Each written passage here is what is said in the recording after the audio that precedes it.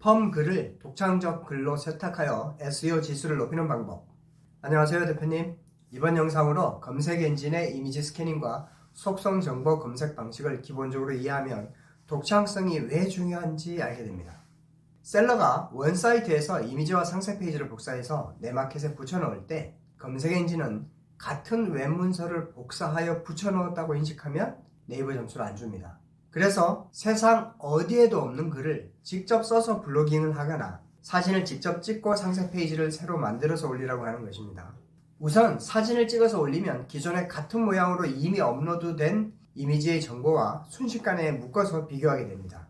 블로그에 올린 사진을 픽사베이에서 퍼와서 글을 썼다면 독창성 점수가 사진에는 부여되지 않습니다. 상품도 마찬가지입니다. 내가 등록하려는 상품의 사진을 찍어서 올리면 겉모양의 양태를 초고속으로 읽어서 저장되어 있는 다른 사진들과 이미지 일치 여부를 빠르게 비교합니다. 이것이 모바일의 네이버 렌즈나 쇼핑 렌즈가 분석을 해서 유사한 이미지를 찾아주는 원리와 같은 것이죠.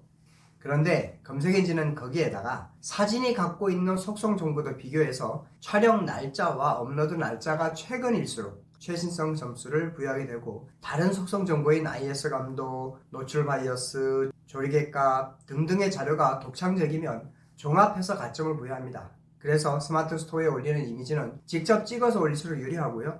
새로 만든 마켓에서 상품을 올리게 되면 일명 최신성 버프를 받는 것처럼 보이게 되는 것이죠. 속성 정보는 스마트 스토어나 쿠팡 등의 또 모든 마켓에 오픈 마켓의 상품마다 필수적으로 기입되어야 할 요소로서 중요성이 점점 더 부각돼 가고 있습니다. 쿠팡에 오면 쿠팡에서 상품을 등록하고 난 다음에 밑에 내려오면 여기에 검색 필터와 상품의 주요 정보, 상품 정보 제공 고시 요 세 가지를 잘 쓰시면 됩니다. 그리고 검색어 태그를 20개를 잘 붙여 놓으면 쿠팡이 나름대로 필터링의 메뉴에서 농구하라고 조회를 해볼게요.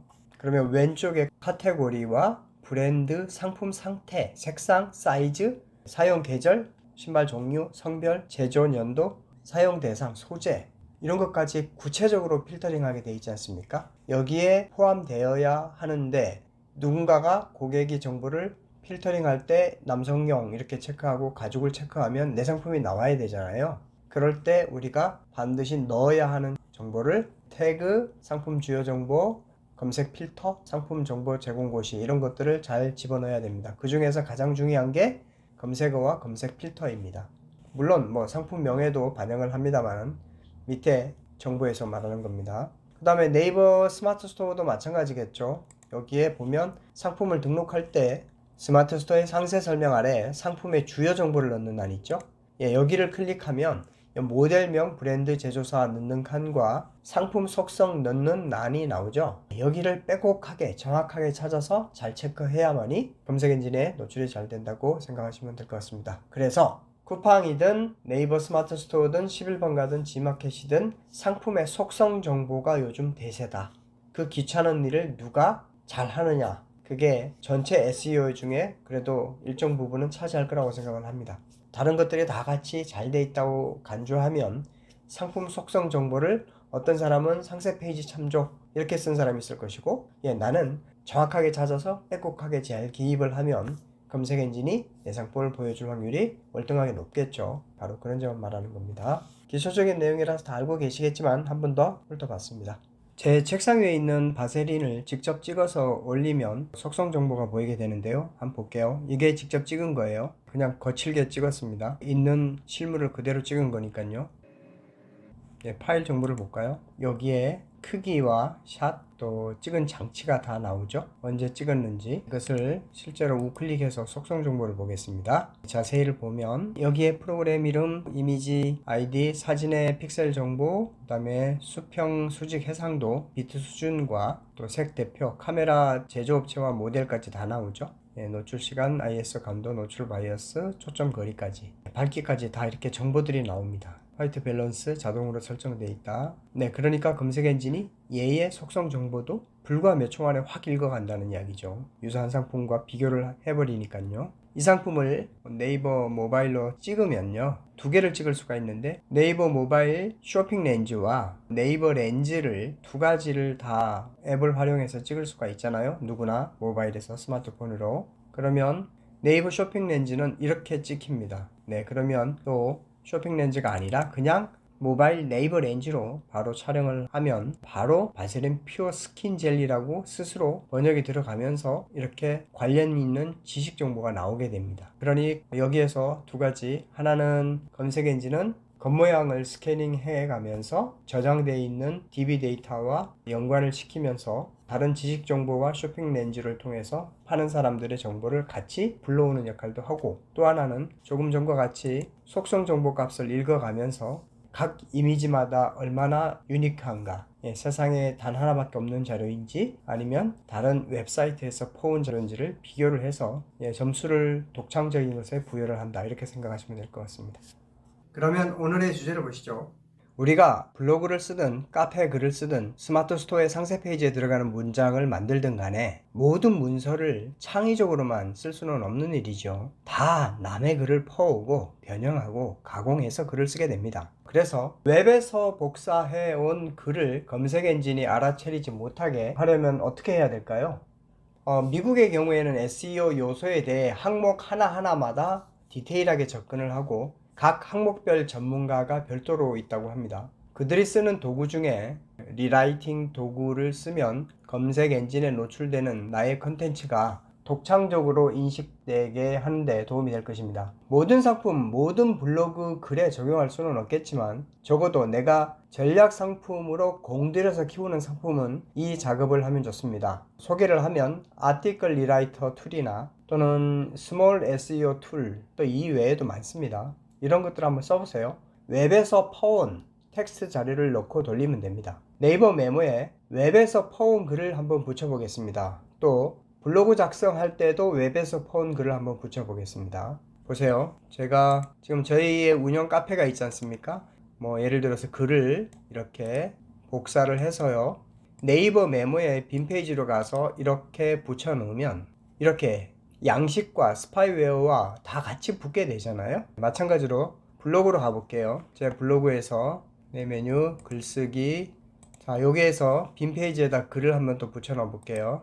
네, 금방 복사한 걸 붙여 놓으니까 여기도 양식과 이런 것들이 다 하이퍼링크다 다 따라 붙어 버리죠.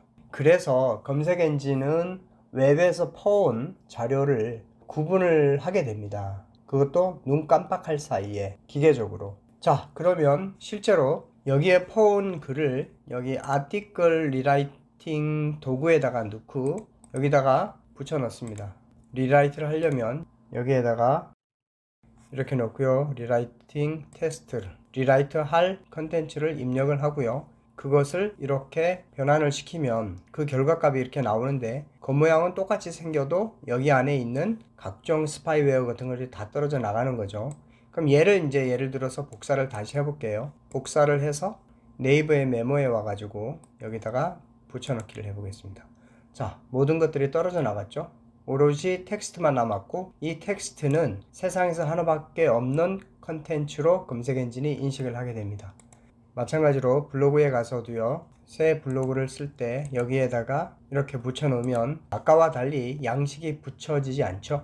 이게 이제 리라이팅의 힘입니다. 그래서 세상의 웹에서 퍼온 각종 이미지, 양식, 텍스트 이런 것들을 붙여 넣을 때는 한번 리라이팅 도구에 돌려주면 검색 엔진이 이 컨텐츠를 쓰게 될 때 새롭게 유니크하게 창조된 글로 인식을 하게 됩니다. 다른 나라에는 일반적으로 많이 쓰는데요, 한국에도 점점 이런 것들이 늘어나고 있습니다. SEO 작업 중에 백링크 작업도 마찬가지입니다. 이미 미국이나 영국 같은 데서는 활발하게 백링크 작업을, 그러니까 나의 상세 페이지가 다른 웹상에서 많이 언급되게끔 작업을 하는 행위들을 기계적인 도구를 써서 많이 쓰고 있고요. 그런데 한국에서는 이제 도입이 된 지 2년 정도? 그 백링크 2-3년 정도밖에 안 됐습니다. 그런데 그거마저도 아직 활성화가 안 됐습니다.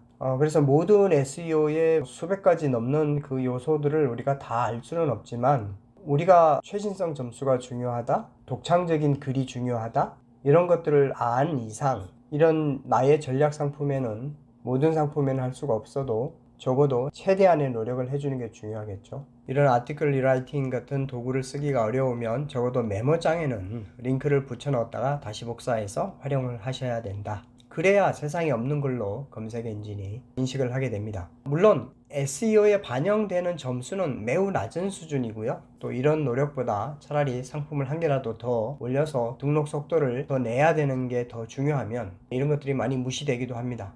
우리가 나의 전략 상품에 최선을 다해서 세팅해야 조금이라도 더 노출된다는 생각을 알고도 있으면서 안 하는 경우가 많기 때문에 할 수 있는 작업은 다 하는 것이 바람직합니다. 나의 SEO 점수를 조금이라도 올리기 위해서 노력하는 것입니다.